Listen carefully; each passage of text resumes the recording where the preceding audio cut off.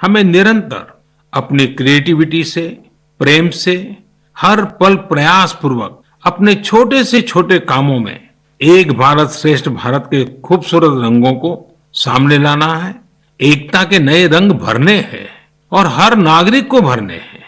इस संदर्भ में मैं आप सबसे एक वेबसाइट देखने का आग्रह करता हूं, एक भारत .gov.in। इसमें नेशनल इंटीग्रेशन की हमारी मुहिम को आगे बढ़ाने के कई प्रयास दिखाई देंगे। इसका एक दिलचस्प कॉर्नर है आज का वाक्य। इस सेक्शन में हम हर रोज एक वाक्य को अलग अलग भाषाओं में कैसे बोलते हैं यह सीख सकते हैं।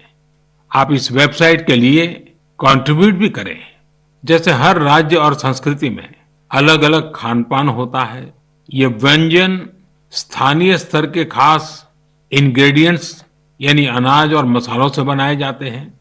क्या हम इन लोकल फूड की रेसिपी को लोकल इंग्रेडिएंट्स के नामों के साथ एक भारत श्रेष्ठ भारत वेबसाइट पर शेयर कर सकते हैं?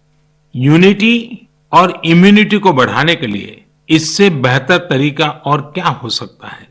साथियों, इस महीने की 31 तारीख को मुझे केवड़िया में ऐतिहासिक स्टैच्यू ऑफ यूनिटी पर हो रहे कई कार्यक्रमों में शामिल होने का अवसर मिलेगा।